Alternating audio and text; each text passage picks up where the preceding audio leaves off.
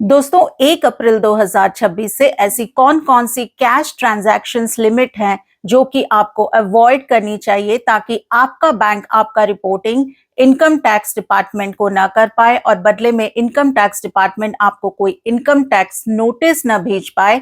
आज हम इस वीडियो में बात करेंगे। साथ ही में हम ये भी बात करेंगे कि ऐसे कैश ट्रांजैक्शंस की क्या लिमिट होनी चाहिए एज पर latest income tax act rules. और जैसा कि मैं हमेशा कहती हूं, जहां पैसे की बात आती है वहां आप लोगों को पूरा इंफॉर्मेशन, पूरा नॉलेज होना चाहिए। इसीलिए मेक श्योर करना कि वीडियो को एंड तक देख रहे हो। और अगर आप लोगों ने मेरे चैनल को अब तक नहीं सब्सक्राइब किया है तो आपको पता है क्या करना है। जल्दी से जाना है, मेरे यूट्यूब चैनल को सब्सक्राइब कर लेना है और साथ ही में बेल नोटिफिकेशन के आइकॉन को भी प्रेस कर लेना है ताकि मैं जो भी फाइनेंस रिलेटेड वीडियो बनाऊं वो आप लोगों को टाइमली मिल पाए और आप लोग उसका भरपूर फायदा उठा पाओ।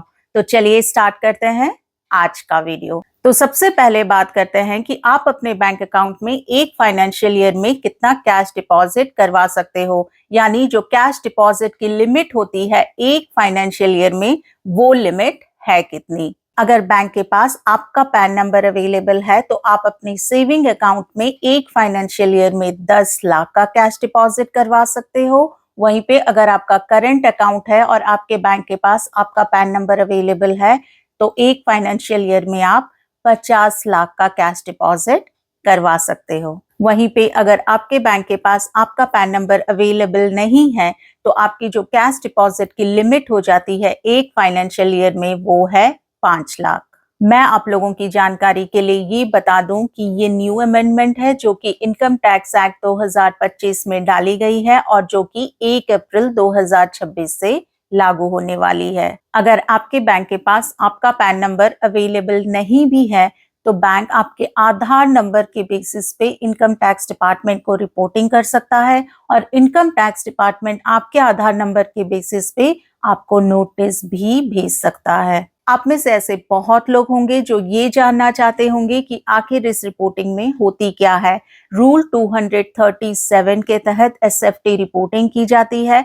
बैंक क्या करता है? बैंक इनकम टैक्स डिपार्टमेंट को ये रिपोर्ट कर देता है कि इस फलाने इंसान ने इस अकाउंट में इतना कैश डिपॉजिट किया है। अगर आप कैश डिपॉजिट की लिमिट क्रॉस करते हो तो बदले में इनकम टैक्स डिपार्टमेंट क्या करता है? इनकम टैक्स डिपार्टमेंट आपको नोटिस भेजता है।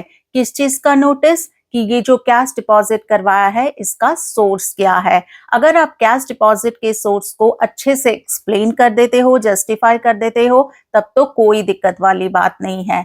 लेकिन अगर आप कैश डिपॉजिट के सोर्स को अच्छे से एक्सप्लेन करके जस्टिफाई नहीं कर पाते इनकम टैक्स डिपार्टमेंट के आगे, तो इनकम टैक्स डिपार्टमेंट इसको अनएक्सप्लेन्ड कैश बोलकर आप पे 84% टैक्स एंड पेनल्टी लगा सकता है, जो कि दोस्तों एक बहुत बड़ी राशि होती है। तो जब भी आप बैंक में कैश डिपॉजिट करवाएं तो इन सारी कैश डिपॉजिट लिमिट का ध्यान जरूर रखें ताकि ना ही आपको इनकम टैक्स डिपार्टमेंट से कोई अननेसेसरी नोटिस आए और ना ही आपको टैक्स और पेनल्टी जैसे दिक्कतों का सामना करना पड़े। अब बात कर लेते हैं कैश विड्रॉल की। कैश विड्रॉल को इनकम टैक्स डिपार्टमेंट किस तरीके से ट्रैक करता है, पहले ये समझ लेते हैं। कैश विड्रॉल में जो मैकेनिज्म काम करता है वो है टीडीएस यानी टैक्स डिडक्टेड एट सोर्स। जब भी आप अपने बैंक अकाउंट से पैसे विड्रॉ करते हो तो आपका टीडीएस काटा जाता है। अगर आप इनकम टैक्स रिटर्न यानी आईटीआर फाइल नहीं करते हो तो जो आपकी कैश विड्रॉल की लिमिट होती है एक फाइनेंशियल ईयर में, वो हो जाती है 20 लाख की। अगर आप 20 लाख से ज्यादा कैश विड्रॉल करते हो तो जो आपका टीडीएस काटा जाता है वो होता है 2%। वहीं पे अगर आप 1 करोड़ से ज्यादा कैश विड्रॉल करते हो तो जो आपका टीडीएस काटा जाता है वो है 5%। दूसरी तरफ अगर आप रेगुलरली इनकम टैक्स रिटर्न यानी आईटीआर फाइल करते हो तो जो आपकी कैश विड्रॉल की लिमिट हो जाती है एक फाइनेंशियल ईयर में, वो हो जाती है 1 करोड़ की। अगर आप 1 करोड़ से ज्यादा की कैश विड्रॉ करते हो एक फाइनेंशियल ईयर में तो आपका 2% TDS काट दिया जाएगा। अब यहाँ पे जो TDS काटा जा रहा है वो तो आप क्लेम बैक कर लोगे जब भी आप इनकम टैक्स रिटर्न फाइल करोगे। लेकिन जो सबसे इंपॉर्टेंट बात यहाँ पे है वो ये है कि TDS के साथ साथ बैंक आपकी रिपोर्टिंग भी कर देता है इनकम टैक्स डिपार्टमेंट को। तो ये बहुत जरूरी हो जाता है दोस्तों कि जब भी आप बैंक में कैश डिपॉजिट या कैश विड्रॉ करें तो इन सारी लिमिट्स का ध्यान जरूर रखें ताकि आपको इनकम टैक्स डिपार्टमेंट से कोई अननेसेसरी दिक्कतों का सामना ना करना पड़े। चलिए अब चलते हैं अगले कैश ट्रांजैक्शन पे जो कि बहुत ही ज्यादा इंपॉर्टेंट है। अगर आप एक बिजनेस पर्सन हैं और आपने किसी इंसान को एक दिन में 2 लाख से ज्यादा की सेल कर दी तो आपको 100% पेनल्टी लगा दी जाएगी।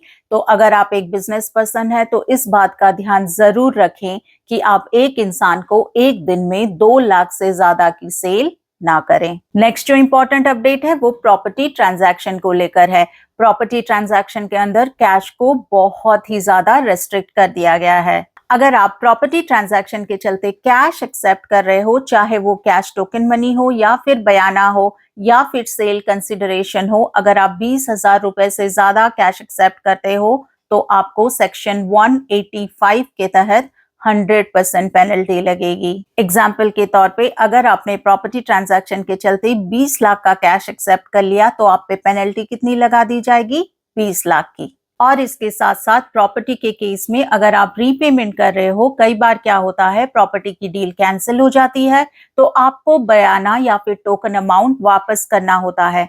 अगर ये अमाउंट आप कैश में वापस कर रहे हो और आप 20,000 से ज्यादा की कैश वापस कर रहे हो तो आपको सेक्शन 188 के तहत 100% पेनल्टी लगा दी जाएगी। नेक्स्ट बात कर लेते हैं लोन की। अगर आप किसी फैमिली मेंबर, रिलेटिव या फ्रेंड से कैश में लोन लेते हो और वो अमाउंट 20,000 रुपए से ज्यादा है तो सेक्शन 185 के तहत आपको 100% पेनल्टी लगेगी। वहीं पे अगर हम लोन रीपेमेंट की बात करें, यानी जब भी आप लोन लेते हो और लोन के पैसे को वापस करते हो, अगर आप कैश में वापस करते हो और वो राशि 20,000 रुपए से ज्यादा है तो सेक्शन 188 के तहत अगेन आपको 100% पेनल्टी लगेगी। अब बात कर लेते हैं सिक्योरिटी डिपॉजिट के बारे में। जब भी आप अपना घर या ऑफिस किराए पे देते हो तो आप सिक्योरिटी डिपॉजिट लेते हो। अगर आप सिक्योरिटी डिपॉजिट कैश में लेते हो और वो राशि आपकी 20,000 रुपए से ज्यादा है